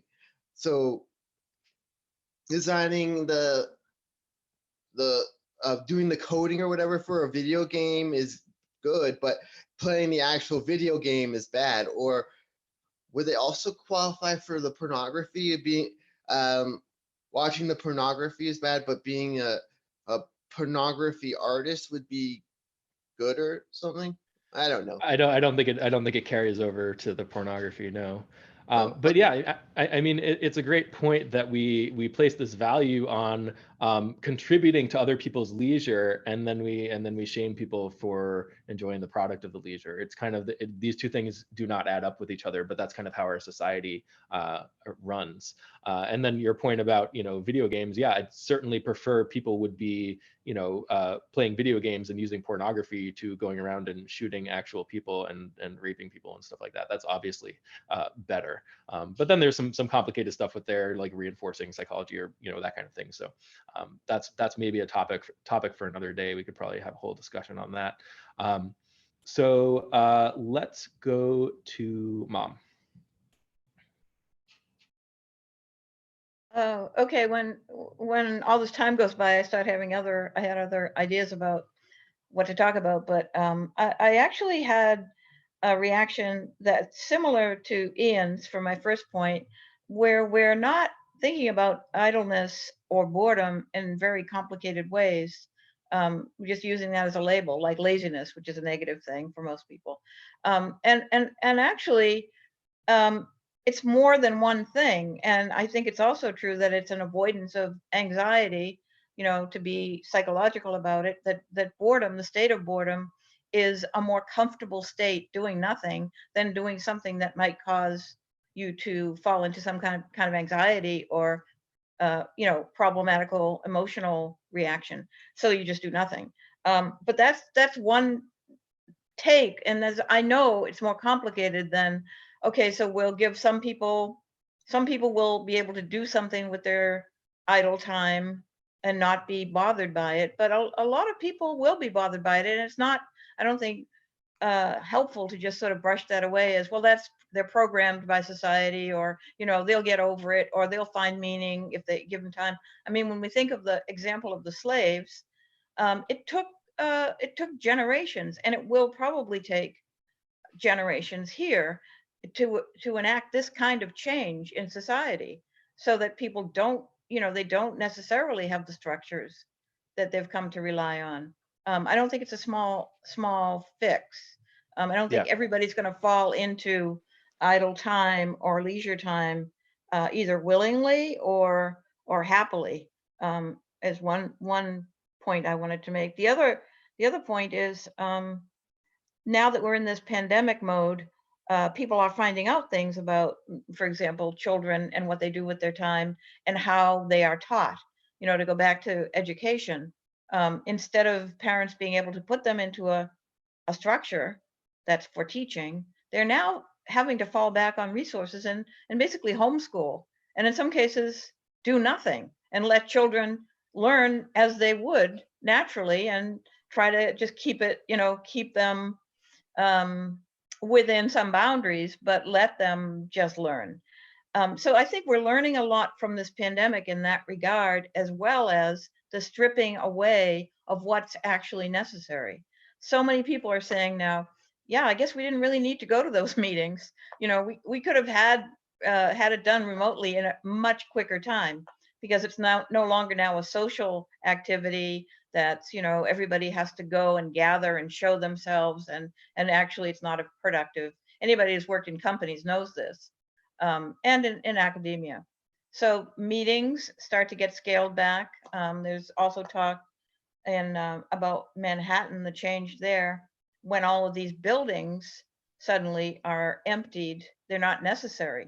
People don't need to go into the office so much. They found that out per force through this whole pandemic, and that's going to create a peeling back of some labor, I would say, whether we like it or not. I mean, a lot of people don't like it, but I think that the whole landscape is being changed in really profound ways by this, in economic ways too. That basic income is really, I think it's really at the tipping point here. A lot of people are talking about it, Alex. Yeah, Yeah. I think so too, and I think there's going to be a lot of things we learn from this lockdown about the necessity of jobs and that kind of thing, and Yeah. hopefully we learn some of the right lessons. Yeah. Yeah. I like your point about not brushing over the fact that it's going to be a difficult transition for some people. I think, even if when we'd freed the slaves, we'd given them a ton of money and created all these wonderful, things that they could spend their money on, including activities and stuff like that, it still would have been a difficult transition. Yeah, because you adapt to your, even if the structure is bad, you're adapting to it. You take a lifetime to adapt to these things. Yeah. And it's taken away. It doesn't, maybe it was bad, but it was still something you understood. Yeah. Yeah. So I want to get to a second and final quote from the article, and then we'll go around and get people's final thoughts. So here we go.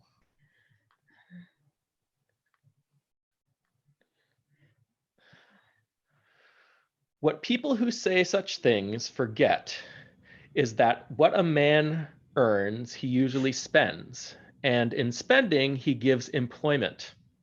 As long as a man spends his income, he puts just as much bread into people's mouths in spending as he takes out of other people's mouths in earning. The real villain from this point of view is the man who saves. If he merely puts his savings in a stocking like the proverbial French peasant, it is obvious that they do not give employment. So I chose this quote because Bertrand Russell is still thinking in terms of employment. You want to employ as many people as possible. And he's thinking of it as a problem when people save because that money isn't doing something. When we think about basic income, we're thinking about giving people as much money as they need to activate the economy for themselves, to be full consumers in the economy. So it's not a problem if people save. The more people save, the more basic income you can give them because the more room there is for consumer spending. So this is something where I think, like if he were thinking about it from a basic income perspective, maybe he would not have written this in this way. We'll go around and get people's final thoughts. They can be whatever you had your hand raised, and wanted to say before, or it can be related to that quote or just anything related to the discussion we had today. And the order we'll go in is Derek, Austin, Bethany to start. This was a great conversation. Like Austin mentioned it, there's a lot to pull out here, right? Just to go back to the Bertrand Russell article, like I think the other point, I agree with what Alex just said about that quote, but the other point that I thought was interesting was that even though he was sort of recognizing a need for people to do less work, I don't think he quite ever really made the connection that more money is really what will help people do that less. And he's again thinking in terms of, well, we need to scale back the work week, or we want to encourage a new morality of working less. And he's not really made the connection that unless people have money, they have to work as much as possible because that's the only way that they can get money. I liked a lot of what everyone was saying, and I think there's a lot more to discuss, especially on the question of taxation. I think one general point that I'd like to say is just that I think there's a lot of other concerns people have about what we would do in a world with basic income, and we should have those concerns. But one point that I would want to make is that I can't think of a reason why any of those concerns would be so grave that we would want to limit the amount of basic income we put out, right? I think that as far as making people less poor, people always be better off the less poor you make them. If there are other problems, whatever that is, wealth inequality or drug addiction, then the answer would be drug programs or inequality-based taxes. But I can't see any of those concerns being so dramatic that they would make me afraid of granting more basic income. Okay, yeah, I think that's a good point. So we'll do Austin and then Bethany and then Avi, who has returned to us. I just wanted to quickly say, elsewhere, I'm 99.99% sure Bertrand Russell does endorse a basic income, not in this essay, but in other work. And I think he's, maybe this is before that and he's working his way along to that. But I just wanted to quickly touch on the idea of, people will make bad choices if they have a basic income. And I can speak to this as someone who has made many bad choices in my life. And, you know, the times when I've had the most unhealthy habits in terms of eating bad food, drinking heavily, taking drugs, have been when I was in a really toxic workplace. And you're tied to this workplace because this is your source of income, right? And it's a toxic culture. It's like being in an abusive relationship that you can't escape. And of course, basic income also solves that problem too for people who can't leave a toxic relationship because they're worried about being homeless, you know? People who are engaging in survival sex and other, you know, awful things like that. So, I mean, I think that people make the worst choices when they have, there's something about their lives that is intolerable and they need to escape that with, you know, instant gratification. And that the best way to, and that people will in general, you know, overall on net, make better choices if they don't have this gun to their head of perform certain tasks, be socially approved by your workplace, fit into the culture, all of these difficulties that go with the labor market. If you take that gun away from people's heads, first of all, I think that people will be productive and want to do stuff. People want more income. But overall, I also think you'll see people making far healthier and better choices. And there's a quick flow on from that all that, you know, going out and eating junk food and, you know, drinking and all that, that then creates more work, right? So there's this kind of beer can effect on two sides. One, that, you know, someone has to build the building in Manhattan for people to go to do a bullshit job. And then somebody has to serve the cocktails and, you know, make them their hot dogs that they cram down their face at lunchtime to try and get through the day. So once we start eliminating, you know, bullshit jobs that no one really wants to do, we'll find that we actually eliminate all these support roles for that as well. And I think we'll have a much healthier society overall. Okay, good stuff. So we'll go to Bethany, Avi, and then Elizabeth. Yeah, it was a great discussion, and I think we touched on a lot of interesting things. There was one thing in the article that we didn't touch on, so I thought I would just bring that up, which is he has theories about how people, when they have more leisure, they're not as overworked. They might have just kind of a better disposition towards other people, maybe towards you know, other cultures. There would be like less hostility, which I think kind of remains to be seen, but I thought it was an interesting perspective that he brought up that we haven't talked about as much. Could also apply to just being less cash poor as well as less time poor.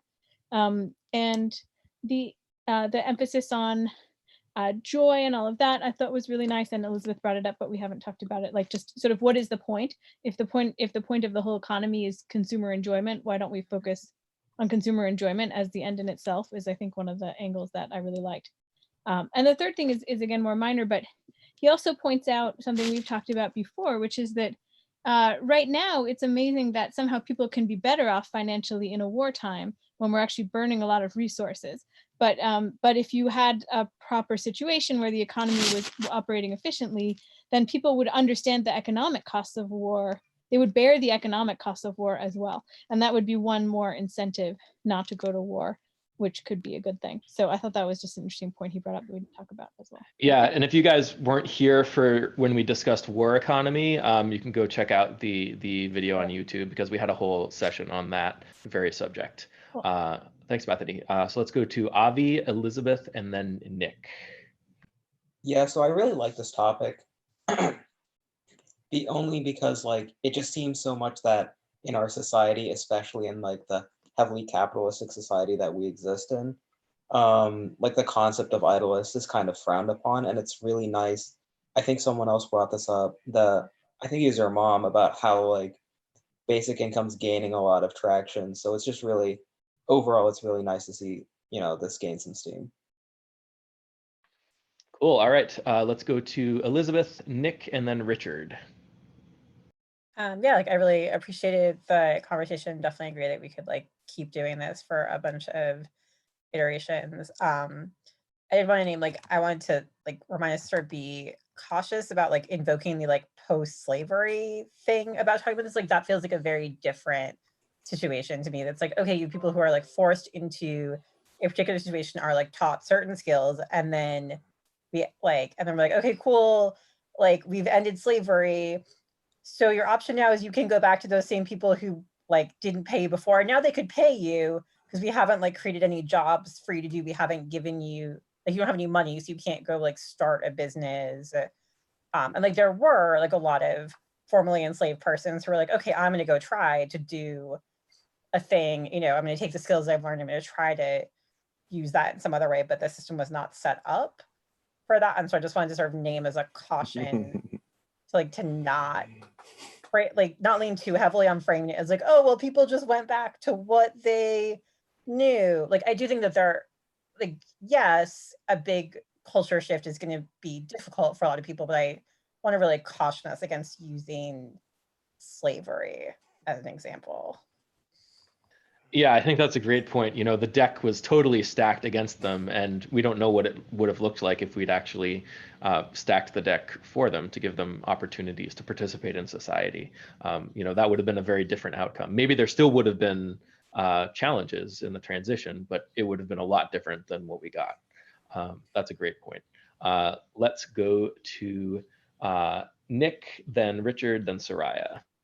Yeah, if you take a really close look into the history of the Reconstruction era, there were a lot of things that were on the way to doing well, and then, you know, certain presidents messed things up and certain Confederates got back into power, and kind of a squandered opportunity there. But it also kind of just makes me wonder, like, will the UBI just cause people to quit or to just more fiercely pursue their ambitions? One thing I like about UBI is that here in the US, our welfare system is so terrible because it kind of, you know, you get so many benefits based on how much you're making. So you're doing okay with benefits. And sometimes even if you get like some crappy big box retail or fast food job, you're worse off than you were having the benefits before. However, if you say have you know, just a standard $1,000 a month, you'll be able to stay with your crappy big box retailer fast food job and have that stacked on top of that and kind of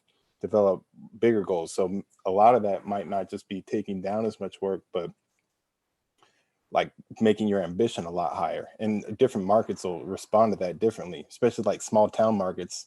You might have heard Andrew Yang say like, oh, if there's a town of 5,000 people, that's every month, $5 million is coming into that local economy. So who knows what type of ambitions people will pursue and what type of innovations will happen that won't happen if we don't have a UBI.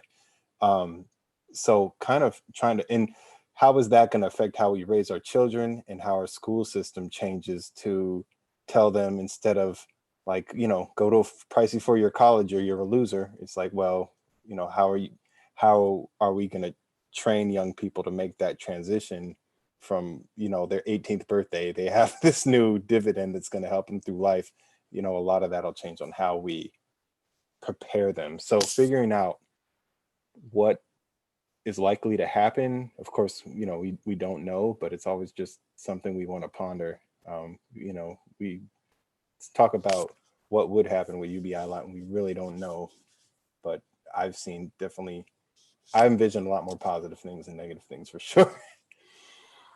Yeah, cool. Thanks, Nick. So we're going to go to Richard, Soraya, and then Tommy. Well, it's sort of mentioned before, but drugs and alcohol and whatnot are associated with idleness and, well, not working. But there are societal benefits to legalizing drugs and things, like Ian mentioned before. But if you legalize, like with the marijuana being legalized in the last like 16 years or so, if the cartels and things, they are actually going out of business or having a really difficult time because of that. And that means there's less crime and things like that. And the prices for marijuana and whatnot are lower because you don't have to smuggle them across the border. And that means that you don't need to, if they're really expensive, you don't have to go be a burglar or things like that. And so that also means that there's less crime. And there's societal benefits from not being thrown into prison or for having the possession of drugs or doing crime to acquire those drugs in the first place. All right. So if people want to do drugs in their leisure time, it's going to be a lot less harmful to society if it's legal. So let's go to Soraya, Tommy, and then Ian. Yeah. Like, yeah, today was such a great discussion. Every week it just keeps getting better and better. So whoever's listening on Facebook or YouTube, whatever, definitely try to join us. Like, this is so good. But yeah, what everyone said, I agree with, you know, what Derek said. I think he hit it spot on. It's just, yeah, the benefits far outweigh the current situation, far outweigh whatever, you know, things that we think may negatively happen. And again, it's like we say, if it's human nature, you know, it's going to be survival of the fittest. Those who want to pursue something, those who want to, you know, find more purpose or meaning or whatever, contribute, they will. Those who don't want to, like, you know, I mean, because having that monetary gives you access, like, you know, having extra money just gives you more access. In terms of what Elizabeth was saying, I completely understand. Yeah, be caution to saying like how it is about slavery, but I think that's a great analogy, honestly, about what you pointed out, Elizabeth, in terms of there weren't the infrastructure wasn't ready to, like, you know what I mean? Like, once once people were freed and cool, you gave them, you know, whatever the joke is, like, you know, $200 and a mule, whatever. And it's just like, okay, nothing, like, you know what I mean? Like, but where am I to go with this? Where am I to do with this? And I think that that's our biggest setback right now. Like, we have to think as a society, I don't think the US is prepared for people to have a basic income. I don't think the US has, like, you know, our current food stamps, our current school system, our current, you know, whatever. We need it, but like, you know, that all these things that we're thinking about our current society and the way that we currently are. It's not going to work in terms of, like, we talk about idleness, but like, I work with refugees. The refugees don't just go to the camp and sit. They go, and sometimes, like, in Lake Kampala, they give people land, and then they go and make their house, and this is their area, and they go to school, they learn education, they if they choose to learn a language, you know what I mean, they're not getting like physical money. They have time, of course, like, you know what I mean, they have the basic food and water, but they learn to, like, ration out their stuff because they don't know what's going to happen tomorrow, and there really is no way to get more than just that basic. And those people are surviving, you know what I mean? If we want to say that they're third world and poor and uneducated or whatever, then screw us, because then if they can do it and we can't, then, you know, why are we still going forward? But yeah, I'm just saying, like, human nature, I think that's another great analogy or metaphor for it. So yeah, great discussion, guys. Cool. Yeah, and it's an interesting question. What do we have to do to prepare our society for basic income, and to what extent do we need to prepare our society? So let's go to Tommy, Ian, and then Mom. Yeah, I had written down a comment that I wanted to say a while back, so I'll say it here, or a question actually. Somebody was talking about benefits. I guess like health benefits associated with your job, and I was just going to raise the question, if we imagine a labor market where you're not interfering by having all kinds of things attached to jobs, is there still a place for other kinds of work incentives that are in kind in some way instead of being money wages?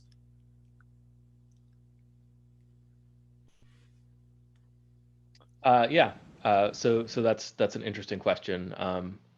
Yeah, and I think, you know, it's gonna. Yeah, I probably shouldn't comment on it, but you know, people, you know, money is something that's necessary in the economy. Other things are necessary too. So then you can kind of. It's an interesting discussion that we could probably have. So let's go to Ian, Mom, and then unfortunately Steve just left because we went over time. So Ian, and then Mom, and then Marianne. Yeah, I don't have a lot of closing comments. I think this was a great discussion. You know, I think these are two very important concepts when talking about UBI. You know, I think the negative connotation of idleness, you know, is something that's, you know, a lot of people feel. So yeah, I mean, I think it was a great discussion. Thanks, Alex. Yep. So let's go Mom and then Marianne and then Eddie. Yeah, I thought I already had my closing comments, but yeah, great discussion as usual. Thank you, Alex. Okay. Marianne and then Eddie. The final quote from the article talking about savings reminded me of the post-pandemic economic recovery plans that are being put forward by our Prime Minister here in Australia, which involves corporate tax cuts. Now, quite some time ago, we reached the limit of stimulating the economy by cutting interest rates. I believe we've reached the limit of being able to stimulate the economy via corporate tax cuts as well, because most of that money is flowing upwards towards the wealthiest 1 or 2% of the population. So all that money in savings is money that is not being spent to allow people to buy goods that they need. The wealthiest, probably 10%, have more money than they can spend in any case. It's simply not possible to spend that amount of money.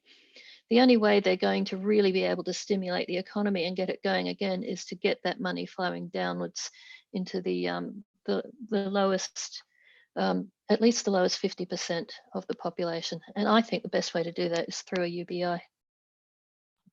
Great. Yeah, I think I agree with everything you just said. Let's go to Eddie. I just wanted to say that I'm optimistic about a UBI society where leisure is a possibility for a large part of the population. There is a psychological principle that I think is relevant here. There was a period in psychology where psychologists thought that everything was based on reward and punishment. It was called the leader was called B.F. Skinner, and they thought they could explain all of human behavior through reward and punishment. But after they looked into this for a while, they found that it actually did not work. And there was also a very famous experiment where the psychologists found that if you give monkeys a puzzle box and if you reward them, they're actually slower at doing this puzzle than if you don't reward them. And if you don't reward them, what happens is that they have a natural curiosity just to figure out how this thing works. Monkeys, they have this curiosity. They want to figure out how it works, and they'll actually work harder and do this puzzle box quicker if you don't reward them than if you do. I have a 2-year-old daughter, almost 3 now, and I see this in her also. If you give kids in their natural state, you don't force them to do anything at all. They're not going to sit on the couch all day and lie around and do nothing. They will find things to do. Absolutely. And so there's a very strong drive that people have simply to explore their universe and to explore their universe and to develop abilities. Just finding something new to do and being able to do it well is enough reward in itself for people to have activity. And so I think I'm very optimistic. I think if many people had leisure, I think one possibility is that instead of having to work all the time for survival, people would work for their own self-realization. They would just look around and say, look, what do I want to do with my life? And they would be able to do that. And they cannot right now because we don't have basic income, but we should have basic income because our economy is already advanced enough that we could do that. Yeah, so I think the biggest takeaway from this discussion is that it's important to pay attention to the trade-off between labor and leisure. And if we are making people work, then what are we sacrificing? And just valuing that and keeping that in our consciousness. So this is a great discussion, you guys. Next week we are talking about Dutch disease, which is the dark side of specialization. When a country, discovers a bunch of oil, and then the most profitable thing to do if you're in that country is to produce oil, then maybe it drives up the cost of your other exports, and it becomes less profitable to do other things, and you become dependent on that resource. So people also talk about a resource curse that affects certain countries, like diamonds, oil, natural gas, that kind of thing. So we're going to be talking about Dutch disease, and is basic income, can it help in curing Dutch disease, or does it contribute in some ways? And so we're gonna get into that, and I haven't scheduled the event yet because I haven't picked the article. There's a lot of good ones, and I have to kind of decide, but it should be up in the next day or two. All right, thanks guys. Sorry we went over. I want to do a better job next week. We'll start with our closing comments a little bit earlier. Thanks, Alex. Bye, everybody.